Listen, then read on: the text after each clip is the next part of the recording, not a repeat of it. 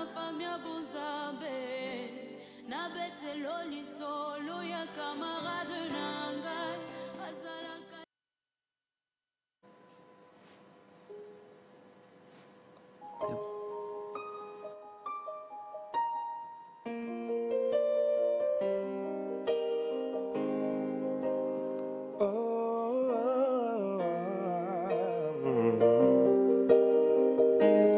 Agneau de Dieu, tu es redoutable, toi qui justifies les impies.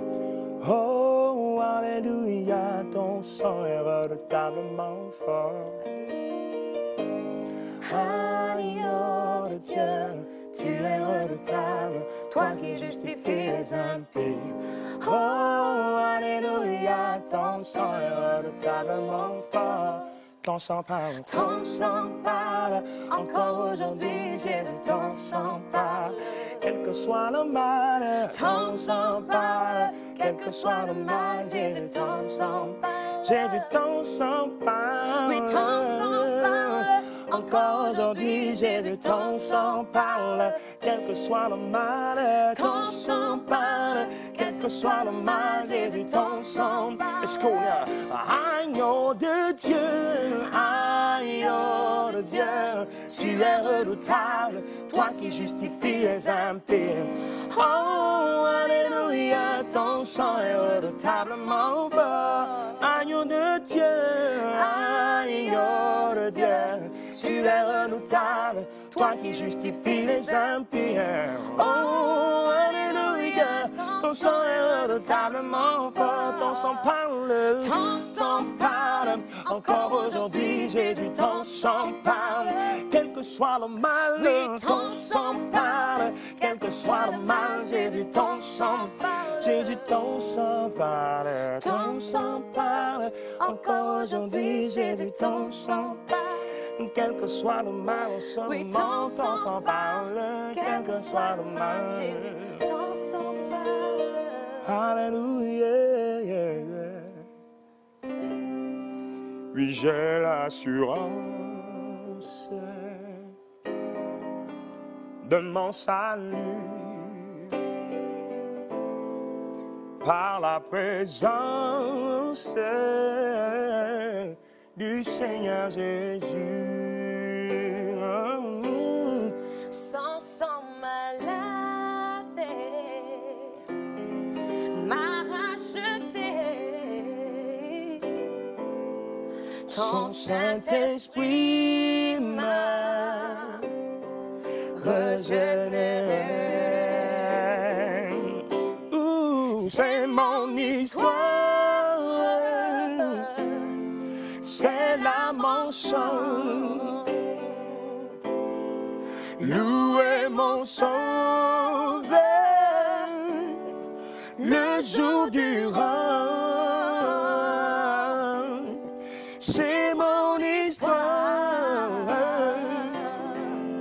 c'est là mon chant. Louez mon sauveur à chaque instant. Parfait repos et parfait bonheur. En toi mon sauveur, j'ai la paix du cœur. J'ai la paix du cœur. Je veille en attendant dans son retour. Je suis comblé De ton amour. C'est mon histoire, c'est mon histoire. Yeah, c'est là mon sang. Louez mon sauveur. Louez mon sauveur le jour durant. Oh, c'est mon histoire. C'est là mon chant. Louez mon sauveur à à chaque instant.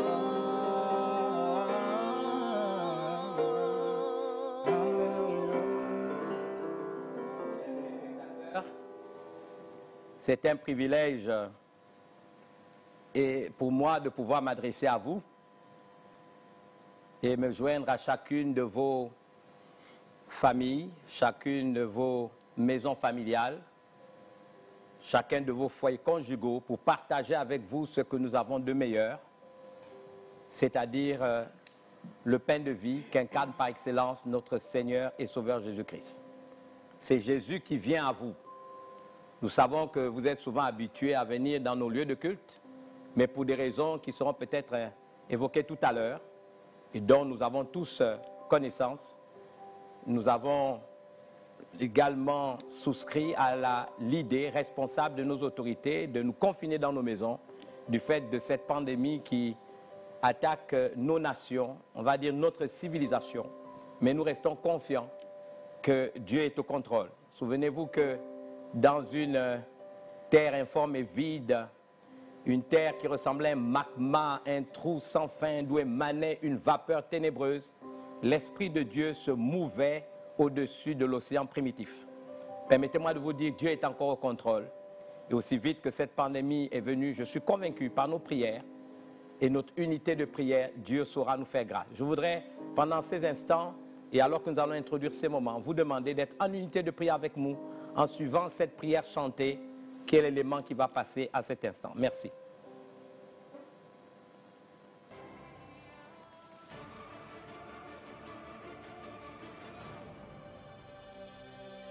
Règne, ô Dieu, sur le grand montagne demeure, sur ton centre spirituel d'Afrique, Seigneur.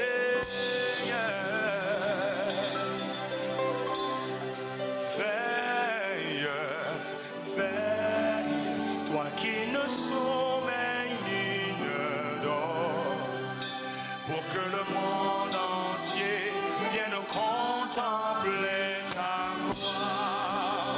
Au Gabon, ô Seigneur est dans ta main, toi le prince de paix du Gabon est dans ta main, Seigneur.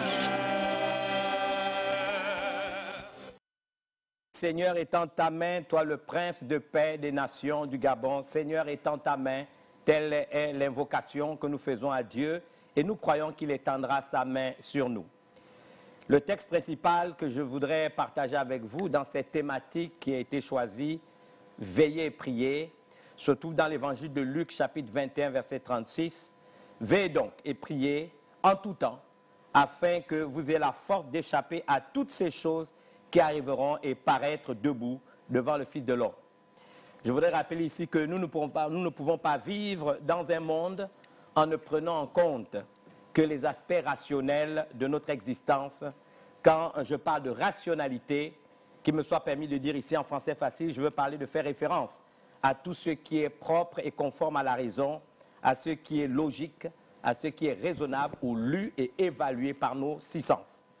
La Bible nous enseigne également dans Hébreux chapitre 11, verset, n'est-ce pas, 3, que c'est par la foi que nous reconnaissons que le monde a été formé par la parole de Dieu en sorte que ce qu'on voit n'a pas été fait de choses visibles. J'aime une autre transcription, la Bible Parole vivante, qui transcrit ainsi, c'est par la foi, n'est-ce pas? C'est la foi qui nous fait connaître que l'univers a été créé et ordonné par une parole de Dieu, c'est-à-dire que le monde visible est sorti du néant et que tout ce qu'on voit procède de l'invisible. C'est la raison pour laquelle je vous prie encore une fois, en guise d'introduction, de suivre cet élément qui va être l'introduction à l'adresse que je vais vous faire ce matin ou cet après-midi. Je vous prie de le suivre un instant avec moi. Merci.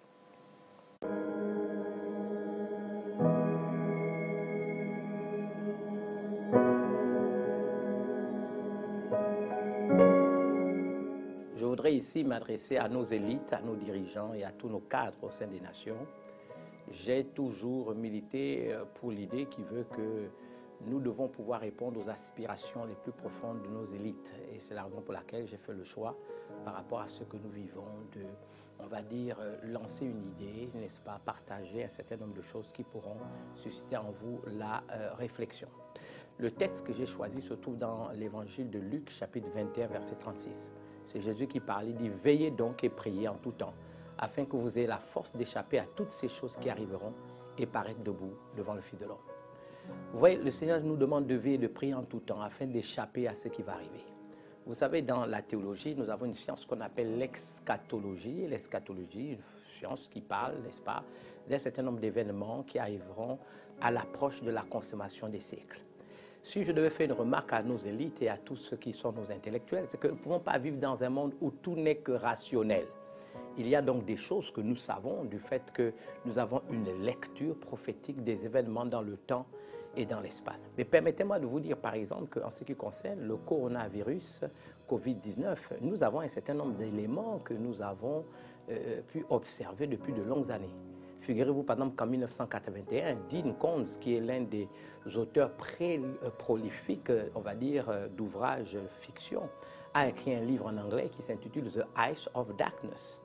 Donc on peut traduire par les yeux des ténèbres. Et déjà en 1981, à travers cet ouvrage, cet homme disait qu'un dossier nommé Wuhan 400, n'est-ce pas, du nom de la ville de Chine où l'épicentre, n'est-ce pas, du coronavirus s'est déclenché, n'est-ce pas, qu'il existait des laboratoires avec des propriétaires, y compris occidentaux, américains et autres, qui manipulent, n'est-ce pas, des virus et qui manipulent des bactéries, peut-être à des fins même militaires. Vous voyez, nous ne sommes pas ici dans le domaine de ce qu'on appelle le complot, n'est-ce pas, la théorie du complot, mais dans des choses qui sont véritablement vérifiables. Je pense également à cet écrivain qui est bien connu, en France en particulier, qui s'appelle Alexandre Adler, que je lis beaucoup. Il a un merveilleux ouvrage, n'est-ce pas, intitulé « Le rapport de la CIA ». Je vous défie de voir son livre qui est paru en 2005, « Le rapport de la CIA », pages 250 et 251, où il parle clairement de l'apparition d'une nouvelle maladie respiratoire, humaine, virulente. Il parle clairement d'apparition d'une nouvelle maladie, mais il parle aussi, n'est-ce pas, de traitement inadéquat. Il parle, n'est-ce pas, de pandémie à l'échelle mondiale, de confinement, de réduction de vols aériens et même de fermeture de frontières. Vous savez, Alexandre Adler ne pensait pas, dans son ouvrage du rapport de la CIA, que cela devait se faire en 2025, donc, mais ces événements sont arrivés 5 ans plus tôt. Qu'il me soit permis de voir un rapport, n'est-ce pas, une déclaration de Bill Gates en 2015, où il prévoyait également cette pandémie, mais qui toucherait uniquement l'Afrique avec, n'est-ce pas, la possibilité de voir 10 millions d'Africains mourir de cette pandémie. Vous pouvez vérifier ça par des liens Google. Et je parle d'une servante de Dieu cette fois-ci, elle s'appelle Sylva Brown. Le milieu évangélique ne connaît beaucoup plus que sa sœur qui s'appelle Rebecca Brown, qui écrit un ouvrage en 2008, n'est-ce pas, qui s'intitule The End of the Days, The Prediction and Prophecy about the End of the World.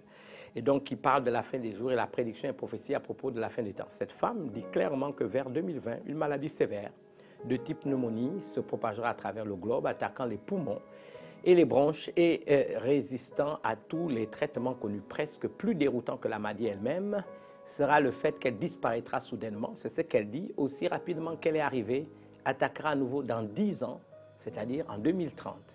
Je voudrais vous parler de prospective. La prospective peut se définir comme une science ayant pour objet l'étude des causes, mais également, n'est-ce pas, la prospective, n'est-ce pas, nous oriente vers l'avenir et anticipe sur l'avenir. C'est la raison pour laquelle je lance un appel. Je pense que nous pouvons mettre en place des cellules de réflexion où nous pouvons réfléchir sur ces phénomènes mondiaux, n'est-ce pas, qui vont commencer à se manifester alors que nous nous approchons un peu plus, n'est-ce pas, de ce que j'ose appeler la consommation de siècle ou la fin des temps. Je ne sais pas quand est-ce que cette fin des temps arrivera, mais il est certain que depuis que ces prédictions sont sorties et que nous allons vers la fin des temps, il y a des choses, n'est-ce pas, qui se passent à l'échelle mondiale pour lesquelles nous devons un peu plus prêter attention. Et si nous usons de ce que j'appelle la prospective, qui est cette science, n'est-ce pas, qui nous porte vers l'avenir, dans cette capacité à pouvoir anticiper, et tous ces éléments dont nous disposons aujourd'hui, que ce soit à travers des livres que nous lisons, que ce soit à travers des ouvrages, que ce soit même à travers des prophéties venant, on va dire, de serviteurs de Dieu, de servants de Dieu, et de tous ceux qui ont cette capacité d'entendre la voix de Dieu sur ce qui peut se passer, je pense qu'il serait intéressant que nous puissions effectivement nous en inspirer. Vous savez que en hébreu, Nevi veut dire prophète. Posez-vous la question pourquoi les Américains ont appelé, on va dire, la Navy, n'est-ce pas, une sphère de leur armée. Et je peux vous dire que même pendant des moments de la Première Guerre et de la Deuxième Guerre mondiale, des stratèges militaires se sont appuyés sur des prophètes, sur des gens qui pouvaient entendre la voix de Dieu et savoir quelle était sa direction pour pouvoir se laisser inspirer dans leurs choix et dans leurs décisions. Et je pourrais vous dire que si l'alliance, n'est-ce pas, qui a vaincu Hitler et son armée ont pu avoir le dessus, permettez-moi de vous dire, et ce n'est pas connu du grand public, que des prophètes leur ont donné des indications, leur ont donné des directives, des voyants véritablement au service de Dieu ont pu les aider. Je sais que vous me direz qu'il y a des faux prophètes, et permettez-moi de vous dire qu'il y en a, mais il y en a aussi des vrais. Alors nous avons, n'est-ce pas, cet ensemble d'informations, je pense que nous devrons pouvoir regarder ensemble et peut-être pouvoir inspirer les choix, on va dire, de nos dirigeants. Je voudrais conclure en disant une chose qui m'intéresse dans le texte que Jésus nous a proposé dans Luc 21, 36. Il dit « Veillez donc et priez en tout temps ». Il ajoute « Afin que vous ayez la force d'échapper à toutes ces choses qui arrivent ». Il y a donc des choses qui vont arriver, mais nous devrons avoir la force d'y échapper. Et le texte suggère ici que rien n'est que du domaine de la rationalité. Il dit « Il faut veiller et prier ». Veiller, c'est pouvoir mettre une cellule d'alerte. Veiller, c'est pouvoir également mettre en place des stratégies qui nous permettent d'être dans la prospective. Mais veiller, c'est également écouter ce que Dieu dit et comme, n'est-ce pas, regarder, n'est-ce pas, jusqu'à l'horizon pour avoir une lecture des événements, n'est-ce pas, de l'histoire telle que nous les vivons aujourd'hui. Ce n'est que, on va dire, une opinion que j'ai choisi de partager avec vous. J'espère qu'elle fera écho. Permettez-moi de prier pour vous. Seigneur, je suis pleinement conscient que tous ceux qui ont, Seigneur, la prise de décision en face de crises telles que nous le vivons, vivent des moments difficiles. Et quelque part, ils doivent prendre des choix. Même un père de famille doit faire des choix. Le choix d'accepter que son enfant sorte de la maison, reste. Le choix d'accepter que sa femme aille faire des courses au marché ou reste à la maison. Seigneur, dans, on va dire, des cabinets ministériels, dans les bureaux, dans les officines de nos institutions républicaines, dans, Seigneur, les directions générales des entreprises, au sein des tissus d'hommes et de femmes d'affaires, des gens doivent prendre des décisions. Et Seigneur, dans des moments comme ceux-ci, ces temps fâcheux, c'est extrêmement difficile. Permets-nous simplement, humblement, en tant que tes serviteurs, d'être source d'inspiration pour tous ceux qui nous regardent et pour tous ceux qui nous écoutent. Et particulièrement, Seigneur, c'est mon appel, le vœu de voir dans notre pays des hommes et des femmes qui te craignent et qui pensent qu'au-delà de tout ce qu'ils savent, Seigneur, tout ce qui est rationnel, qu'il y a ce côté, Seigneur, très important que nous ne devons pas négliger, où nous pouvons voir les choses avec une lecture prophétique sous l'inspiration du Saint-Esprit. Si tu es le Dieu de l'univers, il semble que tu es omniscient, tu connais toutes choses. Nous pouvons nous référer à toi pour recevoir de toi des instructions. Seigneur, que ce que je dis puisse toucher des cœurs et amener les gens à se dire, tiens, peut-être faut-il mieux aujourd'hui considérer aussi cet aspect des choses, parce que je crois que, Bereshit, tu as créé le monde en 6 jours, et je crois de tout mon cœur, Seigneur Dieu évangélique, que tout n'est pas que rationnel. Je voudrais bénir ma nation, bénir, Seigneur, tous ceux qui ont la prise de décision, nos dirigeants, bénir ton peuple et couvrir dans ton sang précieux, Seigneur, nos dirigeants. Particulièrement, je prie pour toutes les nations du monde. Seigneur, c'est notre humanité, c'est notre civilisation qui est menacée. Je te prie vraiment, Seigneur, d'étendre ta main et de nous épargner au-delà de la méchanceté de l'homme, comme cet homme de lettres qui a dit l'homme est un loup pour l'homme. Mais je voudrais te croire de tout mon cœur que tu as également opposé à cela le fait que tu as dit que tous ceux qui ont cru en ta parole, tous ceux qui croient en ton nom, tu leur as donné le pouvoir de devenir enfants de Dieu. Ils ne sont pas nés de la volonté du sang, de la volonté de la chair, ni de la volonté de l'homme, mais la tienne. Je crois en la puissance du nom de Jésus que j'invoque sur notre nation, sur nos civilisations, pour mettre fin, Seigneur, à cette tyrannie. Je décrète et je déclare que l'homme cesse d'inspirer l'effroi, alors que j'asperge, Seigneur, nos nations dans ton sang précieux. Telle est ma prière en ton nom, Jésus. Amen. Je vous aime. Merci et prenez conscience que le regard de Dieu sur vous. Merci. Alléluia. Je voudrais que nous invoquions Yahvé dans vos maisons. Chantez avec nous, priez avec nous. Vous devez être actifs et partenaires avec nous dans ce que nous faisons au sein de vos foyers. Chantons ensemble, tu es Yahvé.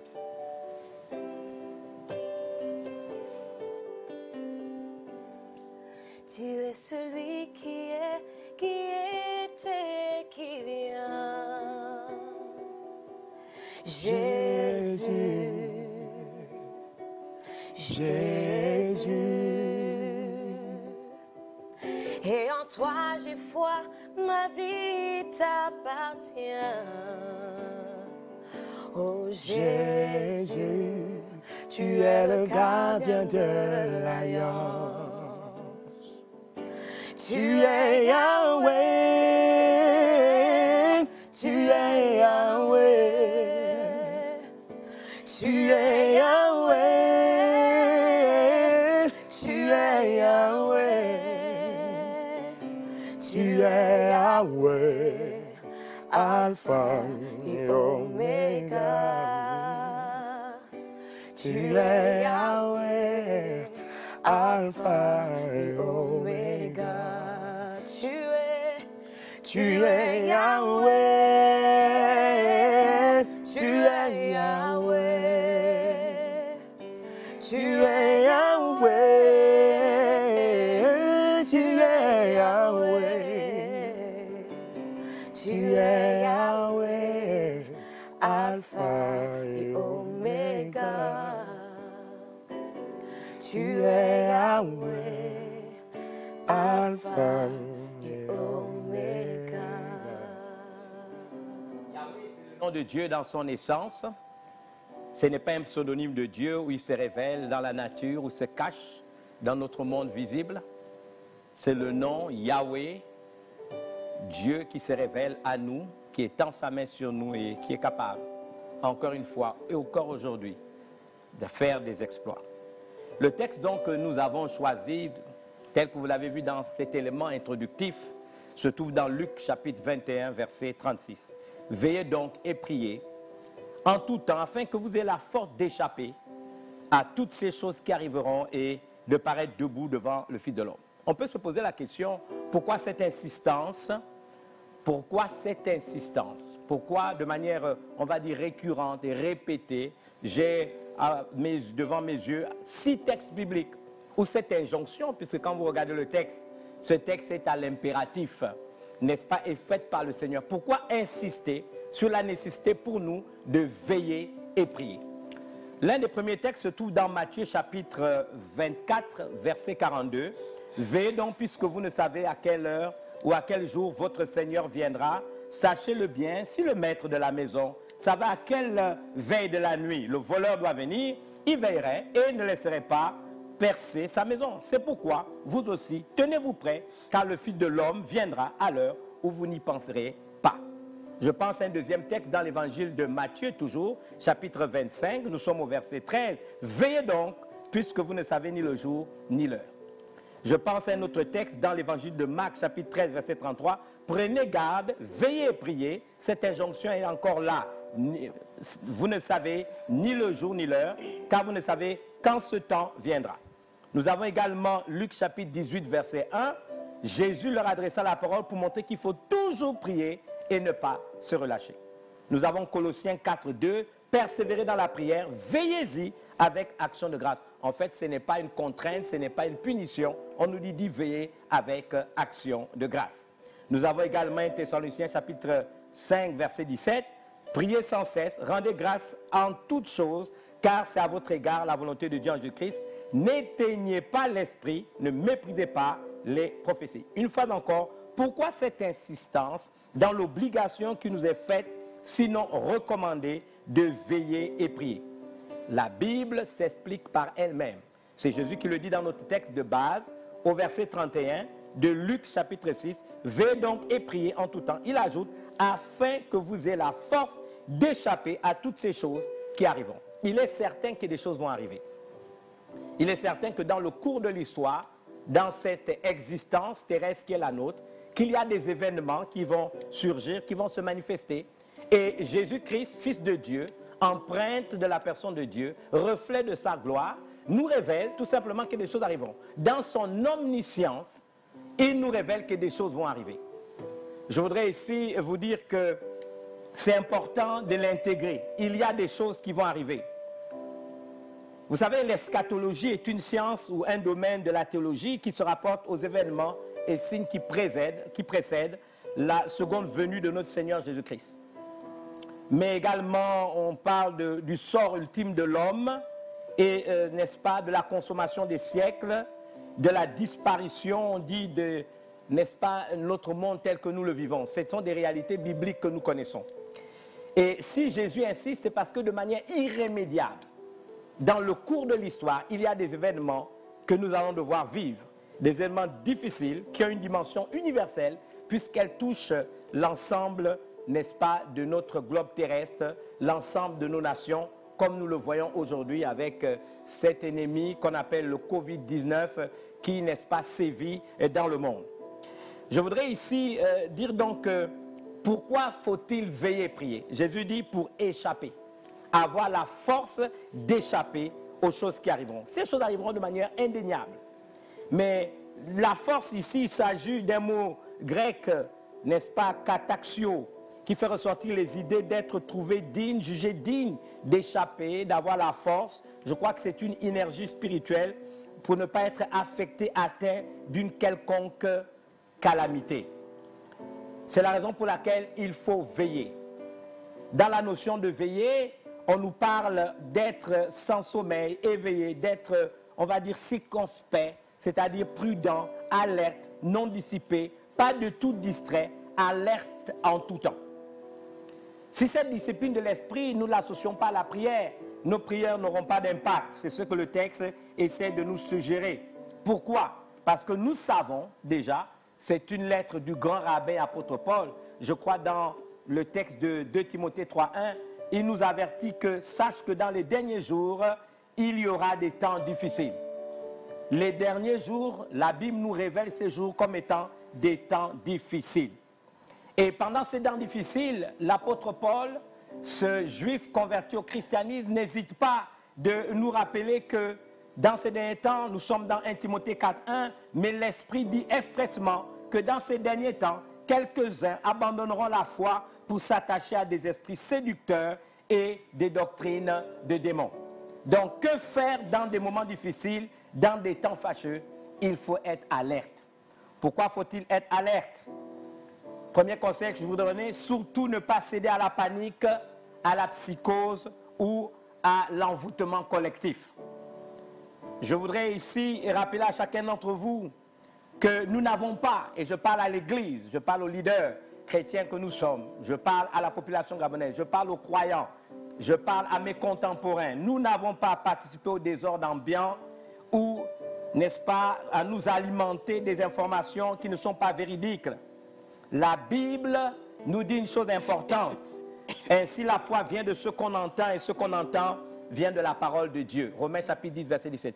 Je voudrais dire que la foi ne pourra jamais venir autrement que par le fait d'avoir entendu la parole de Dieu. Dieu ne parle pas à un cœur troublé. Dans Ésaïe 26, nous le savons, à celui qui est ferme dans ses sentiments, Dieu assure la paix et la tranquillité parce qu'il se confie en Dieu. C'est ce que le texte nous suggère.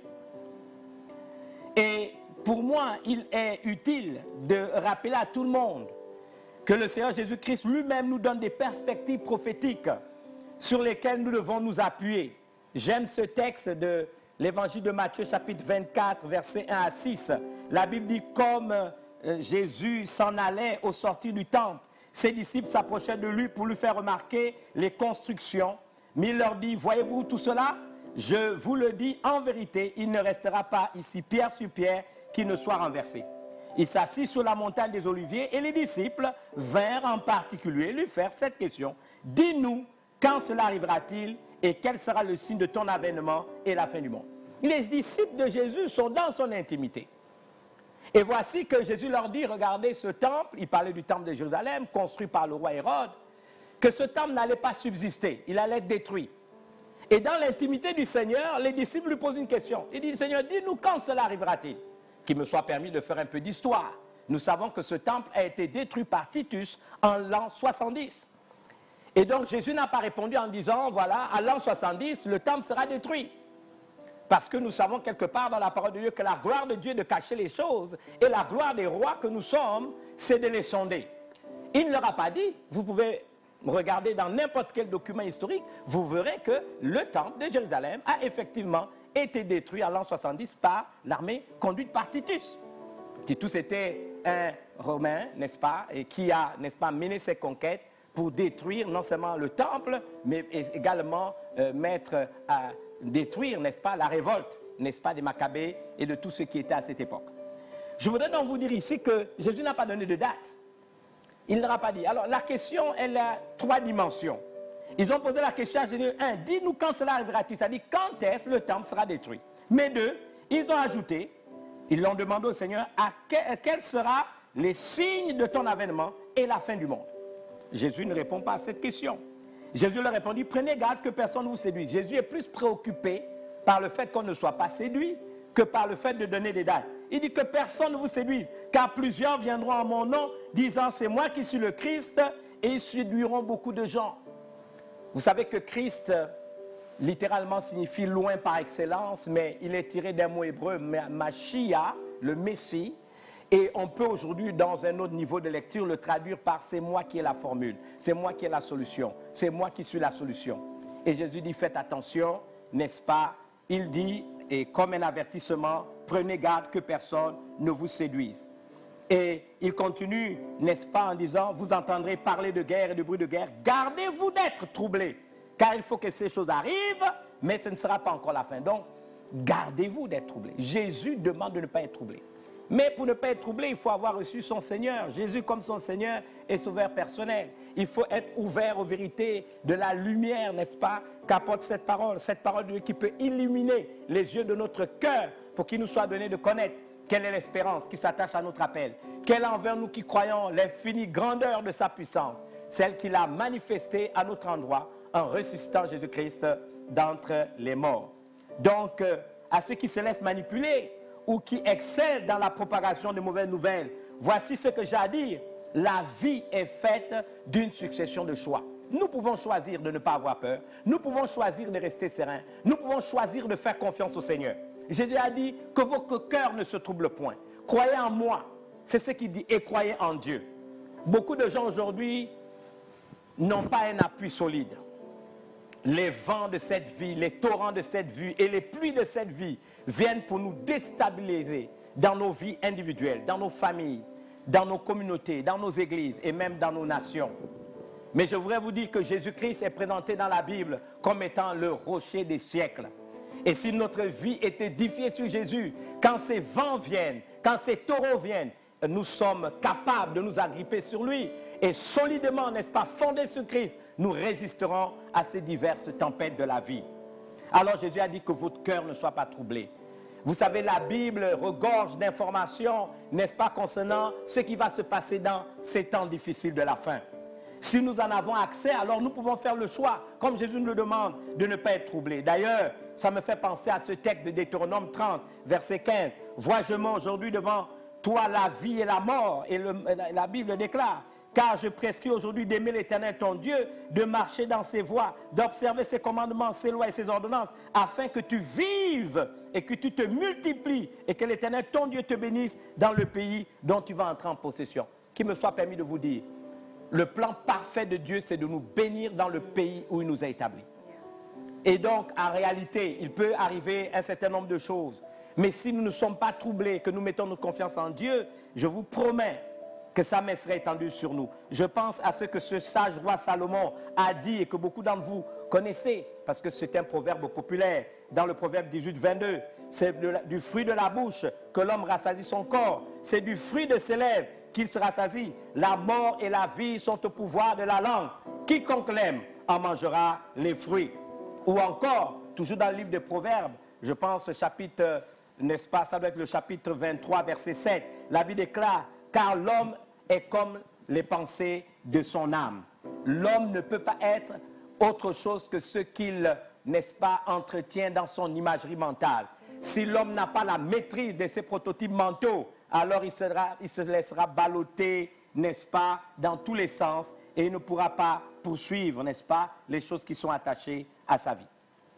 Je voudrais ici donc dire que tout le monde n'est pas une voix autorisée.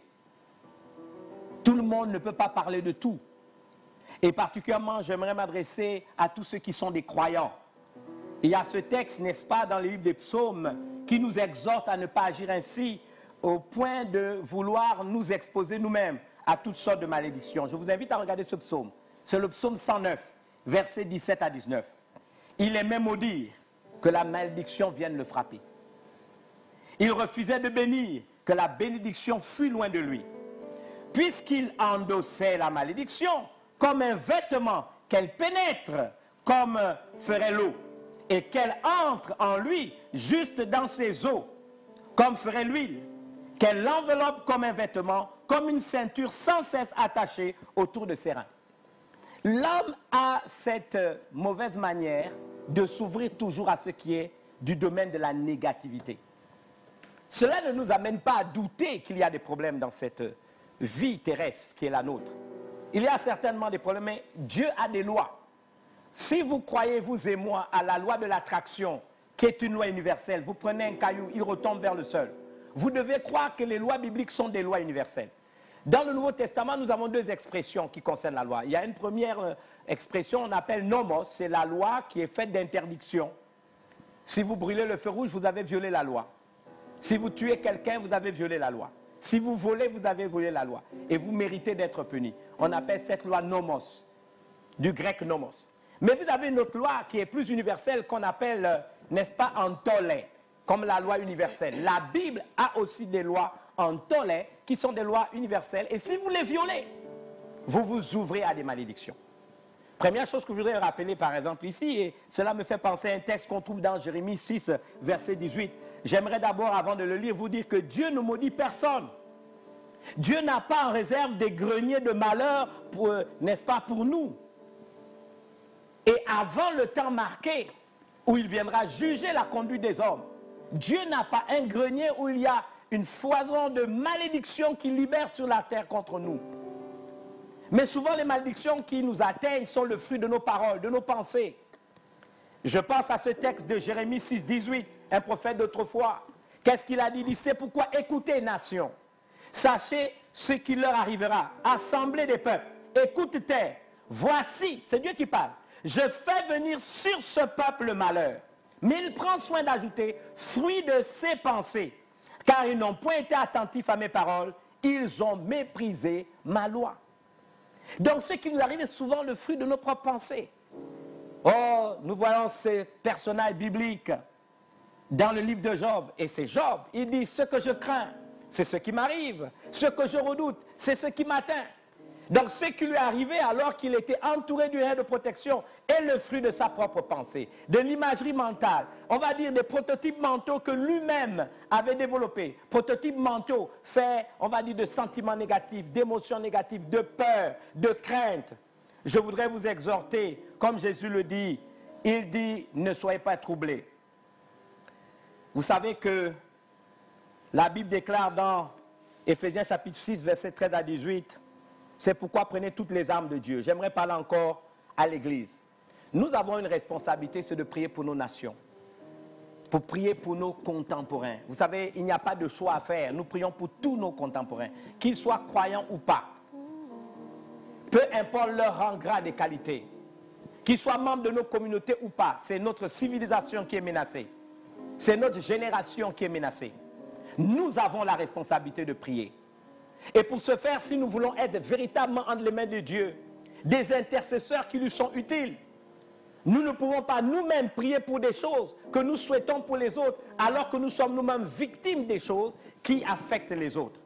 À quel niveau sommes-nous des modèles? Pour ce faire, j'aimerais vous rappeler ce que dit Éphésiens 6, 13 à 18. C'est pourquoi prenez toutes les armes de Dieu, afin de pouvoir résister dans les mauvais jours et tenir ferme après avoir tout surmonté. Quand il y a des mauvais jours, le chrétien, le disciple de Christ, le croyant, doit être équipé de toutes les armes de Dieu. Vous savez que dans 2 Corinthiens, chapitre 10, je crois à partir du verset 3, on nous dit les armes avec lesquelles nous combattons ne sont pas charnelles, elles sont puissantes par la puissance de Dieu, elles sont fortes par la puissance de Dieu, par la vertu de Dieu, pour détruire les forteresses. Et on nous donne une définition de forteresse. On nous dit, nous renversons les raisonnements de tout auteur qui s'élèvent contre la parole de Dieu. Et c'est important pour nous d'être armés de toutes les armes de Dieu. Quelle est la première arme? La vérité. La vérité pour ceinture. La Bible déclare dans Jean 8, 32, vous connaîtrez la vérité et la vérité vous affranchira. C'est Jésus lui-même, n'est-ce pas, qui se révèle à nous comme étant le chemin, la vérité et la vie. Ses disciples ont osé lui dire, à qui aurions-nous? Tu as les paroles de la vie éternelle. Et ils lui ont dit, tu es la vérité. Ils l'ont confessé. Ta parole est la vérité. Sanctifie-nous par ta vérité. Si nous ne marchons pas dans la vérité, c'est les fake news, c'est les fausses informations, c'est tout ce que nous voyons dans les réseaux sociaux, que nous prenons, que nous ingurgitons. Notre foi en sera ébranlée. La deuxième arme, c'est la cuirasse de la justice. La cuirasse dans l'Antiquité biblique permettait à ceux qui se battaient de protéger leur cœur. Vous savez, la Bible dit dans le Proverbe 4, 23, vous le savez, garde ton cœur plus que toute autre chose, car c'est de lui que viennent les sources de la vie. Le cœur spirituel, notre esprit avec petit e, nefesh en hébreu, c'est le canal par lequel Dieu veut nous parler, le canal par lequel Dieu veut, n'est-ce pas, se révéler à nous. Il dit, garde ton cœur plus que toute autre chose. Nous devons veiller sur nos émotions. Nous devons veiller sur toutes ces choses qui peuvent nous ébranler de l'intérieur. Rappelez-vous une histoire, je vous inviterai à le lire vous-même, dans le livre de 1 roi 22, 34, où Akab, le roi Akab, est mort parce qu'il y avait un défaut dans sa cuirasse. J'aimerais ajouter à cela les chaussures de l'évangile. Nous devons être des propagateurs de la bonne nouvelle. Amen. Nous devons susciter dans le cœur une espérance. Nous n'avons pas à faire des messages qui font peur aux gens. La peur, c'est le contraire de la foi. Yes. Et la peur ouvre, n'est-ce pas, des portes à toutes sortes de tragédies. Bien-aimés, la Bible nous dit dans 2 Corinthiens 5, 20, nous faisons donc fonction d'ambassadeurs pour Christ, comme si Dieu exhortait par nous. Nous vous en supplions, au nom de Christ, soyez réconciliés avec Dieu. C'est le moment pour nous de parler aux membres de notre famille de Jésus. C'est le moment pour nous de prêcher l'évangile et de donner une espérance dans le cœur des gens. Nous sommes des ambassadeurs. Et la Bible déclare, nous exhortions au nom de Dieu, au nom de notre Seigneur Jésus-Christ. Et nous devons supplier ceux et celles de notre génération de se réconcilier avec Dieu. C'est notre responsabilité. C'est ça les chaussures de l'évangile. C'est une de nos armes. Les gens, nos voisins, nos amis, nos parents qui sont apeurés. Quel est le message que nous leur donnons? Je vous fais le serment, même dans le chaos actuel, Dieu est au contrôle. Il n'abandonnera pas l'homme créé à son image et à sa ressemblance. Amen. Parce que l'homme, peu importe qu'il soit chrétien ou pas, il rendra compte à Dieu au temps convenable. Mais je peux vous promettre que tout homme a été créé à l'image de Dieu, à sa ressemblance. Tout homme sur terre, qu'il croit en lui ou pas, est la propriété de Dieu. Parce que la Bible déclare la terre et tout ce qu'elle renferme appartiennent à Dieu. Prions pour nos concitoyens, prions pour nos familles, prions pour notre civilisation, prions pour les hommes de notre génération, les femmes de notre génération. N'acceptons pas des craintes et des peurs qui feront en sorte que notre prière n'aura pas d'impact. On parle du bouclier de la foi. La foi, permettez-moi de vous dire, arrête le temps chrono et les circonstances et les événements de ce monde. Bien aimés, nous avons la possibilité d'arrêter le temps de la crainte, le temps de la peur, le temps du découragement. Nous avons cette possibilité. La Bible nous dit que la foi, c'est absolument certain de la réalité des choses qu'on ne voit pas. C'est une manière de le posséder déjà d'avance. Or, sans la foi, il est impossible d'être agréable à Dieu. Mais celui qui s'approche de Dieu doit avoir dans son cœur sa preuve personnelle, sa preuve personnelle de son existence et croire qu'il est le Dieu qui récompense ceux qui le cherchent avec sérieux. C'est le temps pour vous de faire une expérience avec Dieu. Vous pouvez l'invoquer, il viendra dans votre chambre. Vous pourrez crier à lui, il préservera votre maison, il préservera votre famille. Ne vous ouvrez pas à des choses qui vont vous détruire de l'intérieur. Permettez-moi de parler du casque du salut. Ramenez toute pensée captive à l'obéissance de Christ. Et j'ai pensé à une bonne manière de le faire. Nous le trouvons ce texte dans Colossiens 3,16 et dans chacune de nos familles. Nous devons le faire. J'ouvre une parenthèse. Dans Exode chapitre 12, versets 3 à 14, à chaque fois dans le cours de l'histoire où le peuple de Dieu était confronté à un an de la mort, Dieu a pris soin de demander à ses enfants d'être dans leur maison, comme on demande d'être en confinement. Et la Bible dit, le sang vous servira de signe. Vous savez, si nous élevons des autels, je disais ce matin à des hommes de presse qui me posaient la question, je disais, vous ne pouvez pas imaginer le nombre de maisons où des croyants prient. Et ces maisons se sont multipliées où des croyants prient. Ils sont plus nombreux que le nombre d'églises qui existent dans la nation. Yeah. Vous imaginez à l'échelle du monde, depuis ce matin, 12 heures, toutes les églises du monde entier se sont unies dans la prière de 12 heures à 13 heures pour demander à Dieu de nous faire grâce. Imaginez-vous les centaines de milliers de maisons où des chrétiens sont confinés, se tenant par la main en unité de prière. Dieu va nous exaucer. J'aimerais insister là-dessus. Le casque du salut, c'est important. Je voudrais lire Colossiens, chapitre 3, verset 16. Que la parole de Christ habite parmi vous abondamment. Instruisez-vous, exhortez-vous les uns les autres en toute sagesse, par des psaumes, par des hymnes, par des cantiques spirituels, chantant à Dieu de tout votre cœur sous l'inspiration de la grâce. S'il vous plaît, priez. Partagez la parole de Dieu, partagez ce que vous avez de meilleur, intercédez. Dieu entendra nos prières. Écoutez, la Bible déclare qu'il cherche des adorateurs, qu'il adore en esprit et en vérité. La même Bible déclare si 2 ou 3 sont réunis en son nom, il est au milieu d'eux. Ce n'est pas le fait d'être dans l'église, 10 000 personnes, 20 000 personnes, n'est-ce pas, 5 000 personnes, ce n'est pas intéressant. Dieu est au milieu de ceux qui se mettent ensemble et qui le prient d'un cœur sincère. J'aimerais parler de l'esprit, de l'épée de l'esprit. La Bible déclare dans Apocalypse 2,16, j'aimerais vous le rappeler, car la parole de Dieu est vivante. D'abord, Hébreux 4,12. La parole de Dieu est vivante, efficace, plus tranchante qu'une épée, quelconque à 2 tranchants, pénétrant jusqu'à partager âme et esprit, jointure et moelle. Elle juge les sentiments et les pensées du cœur. Engageons notre bouche dans la bataille. Engageons nos bouches dans la prière. Vous savez que Dieu combat aujourd'hui avec l'épée de sa bouche. Son épée, c'est la parole de Dieu. Si nous mélangeons de la foi les paroles de Dieu que nous déclarons en faveur de nos nations, en faveur de nos familles, en faveur de nos maisons, en faveur de nos communautés, Dieu agira. Dieu a besoin de quelqu'un. Il veut ta bouche pour agir. Il combattra avec l'épée de sa bouche. Mais que cette bouche, n'est-ce pas, nous puissions mettre l'épée de sa parole afin d'anéantir le mal qui va assujettir notre monde. Je voudrais ici revenir sur ce texte, n'est-ce pas, de Luc chapitre 18, verset 1, au moment où je parle de la 7e arme qui est la prière. La Bible dit, Jésus leur adressa une parole pour montrer qu'il faut toujours prier. Et dans 1 Thessaloniciens 5, 17, la Bible déclare prier sans cesse. Vous me poserez la question après tout ce grand message, que faire? Alors je vous lis ce texte. Ce serait peut-être le dernier pour que je puisse me concentrer sur la prière. Dans le texte de Romains 13, 10 à 14, je vous la laisse ce texte comme méditation dans vos maisons. L'amour ne fait pas point le mal au prochain, mais l'amour est donc l'accomplissement de la loi. Cela importe d'autant plus que vous savez en quel temps nous sommes. Un croyant né de nouveau, un disciple de Christ authentique, c'est à quel temps nous sommes. La Bible ajoute, c'est l'heure de vous réveiller en fin du sommeil. Pas de distraction. Il faut être alerte. Car maintenant le salut est plus près de nous que lorsque nous avons cru. La Bible dit, la nuit est avancée et le jour approche. Que devons-nous faire? Dépouillons-nous donc des œuvres des ténèbres et revêtons les armes de la lumière. Marchons honnêtement comme en plein jour, loin des excès, de l'ivrognerie, de la luxure et de l'impudicité, des querelles et des jalousies. Mais revêtez-vous du Seigneur Jésus et n'ayez pas soin de la chair pour en satisfaire les convoitises. Je voudrais dire à tous ceux qui nous ont fait grâce en nous suivant, alors que c'est Jésus qui est venu vers vous, alors que c'est l'évangile, la parole de Dieu qui est venue vers vous et vous avez la possibilité de chanter, de prier avec nous. Permettez-moi de vous dire en toute honnêteté et en toute franchise que Jésus est à la porte. Quelqu'un m'a dit, ça fait longtemps, on nous dit Jésus revient bientôt, Jésus revient bientôt. Écoutez, je ne sais ni le jour ni l'heure. Mais comme je l'ai dit à un ami, un collègue avec qui j'ai fait l'école au lycée, le jour où Jésus vient, c'est le jour où toi tu es mort. Parce que le jour où tu meurs, c'est le jour où tu sauras si vraiment il a existé. Bien-aimés, les temps qui sont les nôtres sont des temps fâcheux, mais au-delà de ça, Dieu est au contrôle. Il veille.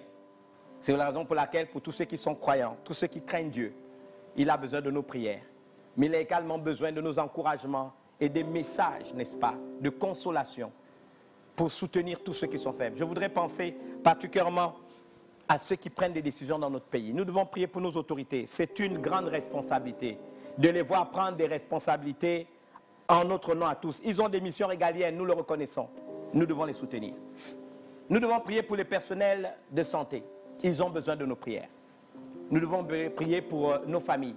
J'aimerais dire à tous ceux qui pensent que c'est peut-être du jeu. Moi, je crois en Dieu et j'ai foi en lui. Mais la même Bible déclare 2 choses que je voudrais rappeler ici. La première chose, celui qui détruit le temple, Dieu le détruira. La même Bible déclare que crainte de l'Éternel est le commencement de la sagesse. Si Dieu, en accord avec Proverbe 13, verset 16, a fondé la terre par la sagesse, étendu les cieux par son intelligence, qui sommes-nous pour ne pas en faire référence? On nous a demandé, s'il vous plaît, de prendre des précautions d'hygiène à la maison, au travail, partout où nous allons. Lavons nos mains, prenons des produits, prenons des seaux avec du savon. Faisons-le, ce n'est pas un jeu. Je crois en la puissance du nom de Jésus, mais je vous dis en toute honnêteté, ce virus est mortel. Et donc nous devons faire l'effort. Soyons disciplinés. Vous savez, on ne peut pas vaincre le mal si nous ne sommes pas disciplinés. Inutile, d'abord, je rappellerai ce texte biblique, tu ne tenteras pas le Seigneur ton Dieu. On ne tente pas Dieu. À partir du moment où nous avons l'information, si nous allons au-delà de l'information, pensant, je ne sais pas, qui être, nous serons exposés. Il y a à l'étranger des milliers de morts. Nous allons faire une barrière pour que cette épidémie, cette pandémie ne rentre pas dans le pays. Nous savons qu'il y a quelques personnes contaminées. Être contaminé ou suspect de contamination ne veut pas dire qu'il y a déjà la pandémie au Gabon. Ça ne sert à rien de raconter des histoires. Mais nous devons prier pour que le Gabon ne soit pas un foyer, n'est-ce pas, qui permette à ce virus de se développer. J'ai dit à des amis ceci. Ce virus a frappé la Chine. 1,7 milliard d'habitants. L'Italie, 54 millions d'habitants. La France, 67 millions d'habitants. Donc si ce virus rentre au Gabon, il ne dira pas, parce que le Gabon c'est 2 millions d'habitants, je frapperai moins fort. Un virus reste un virus. Il est tellement intelligent que nous avons osé l'appeler un esprit malin, parce qu'il ne tue que des êtres humains. Vous voyez, dans ces nouvelles guerres qu'on ne veut plus voir conventionnelles, on peut, n'est-ce pas, avoir des virus qui ne tuent que les humains et ne détruisent pas autre chose. Vous et moi, nous devons faire preuve de sagesse et d'intelligence. Permettez-moi, avant que nous chantions le dernier cantique, de vous demander, de vous lever ou de vous mettre à genoux là où vous êtes et de répéter cette prière avec moi. Seigneur Jésus, je te demande de me protéger, du danger. Rends-moi fort. Définis-moi par ton caractère. Afin que je puisse m'appuyer fermement sur toi. Sur ta parole et tes promesses divines. Inspire-moi ta sagesse. En toutes circonstances et dans n'importe quelle situation. Garde-moi par la puissance de ton nom. Et ne permets à rien de former contre moi toutes choses qui peuvent nuire à ma vie, celle de ma famille, de mon pays et de sa prospérité. Tiens-moi près de ton cœur, Seigneur Jésus, et que tes yeux soient toujours concentrés sur moi, ma famille, mon église, ma communauté, mon pays, de l'Est au Sud, de l'Ouest au Nord, dans le centre du pays, en toute notre nation, d'une haie de protection que personne ne peut briser, à la maison, au travail, où partout je vais. Garde mon cœur et mes pensées pures. Éloigne-moi, éloigne de moi la tentation sous toutes ses formes, l'indiscipline et l'insouciance. Aide-moi à être constamment conscient des efforts de mes autorités et du personnel médical qui lutte contre cette pandémie qui menace notre civilisation en général et notre pays en particulier. Que je ne cède à aucune pression venant des mauvaises nouvelles, des fausses informations, afin qu'il me soit donné de ne pas me laisser distraire, ni tromper ou décourager. J'annule au nom de Jésus toute tentative tendant à ébranler ma foi et ma confiance en toi, le Dieu créateur de l'univers, en vue de me discréditer ou de me perdre. Que ta main me fortifie chaque jour. Garde-moi dans ta présence. Aide-moi à bien porter mon armure spirituelle alors que j'essaye de diriger ma famille avec intégrité et honneur. Merci d'avoir promis de porter mes fardeaux et d'alléger ma charge, car ton joug est facile et ton fardeau ton fardeau léger. Dans les batailles quotidiennes de la vie, préserve mon témoignage et garde ma foi profondément enraciné en toi.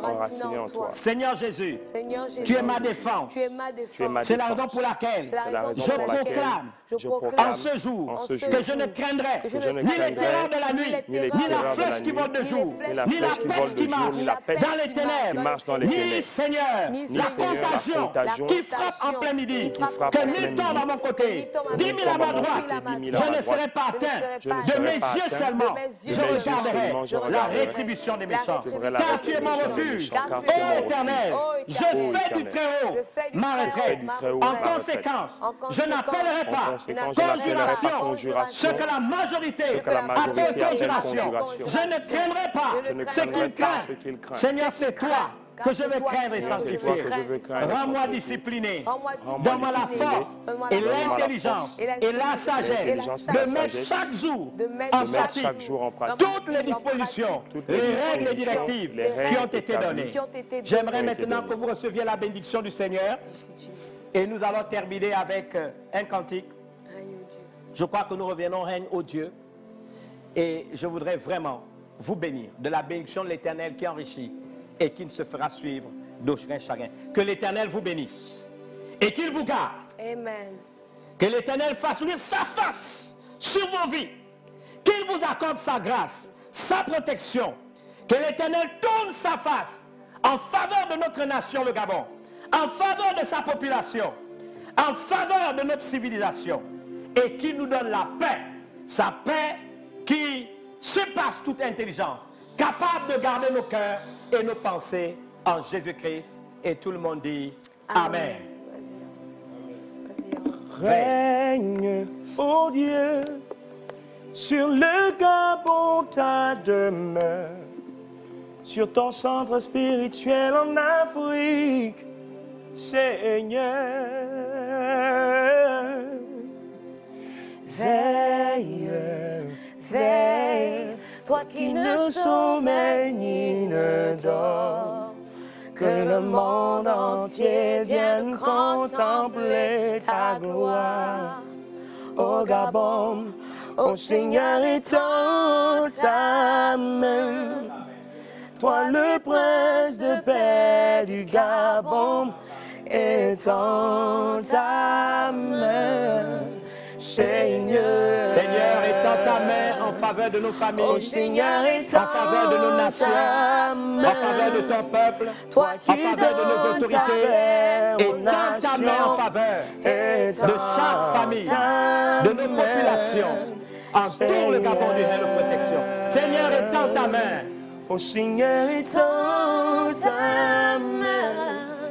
Toi le prince de paix du Gabon, étends ta main, Seigneur. Oh Seigneur, étends ta main.